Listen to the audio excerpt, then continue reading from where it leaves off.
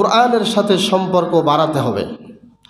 আজকাল দুঃখজনক হলেও সত্য, একটি সমাজে 2000-3000 লোক বসবাস করে, কয়জন কোরআন পড়তে পারি আমরা? এটা কি আমাদের কোনো বাংলাদেশের কোনো লেখকের লেখা বই? এটা কি আপনার লেখা, আমার লেখা, বা বাংলাদেশের বড় একজন বিদ্বানের লেখা? এটা কার কথা? আল্লাহর কথা। এটা পড়া, এটা একটা মুসলিম পরিচিতির অন্যতম একটা উপায়। আমি একজন মুসলিম, আমি মুমিন, আমার ধর্ম ইসলাম, এটার দায়িত্ব আমার উপরে। আমার দায়িত্ব ছিল এই কোরআন আমি তেলাওয়াত করব, কোরআন অনুধাবন করব, কোরআন গবেষণা করব।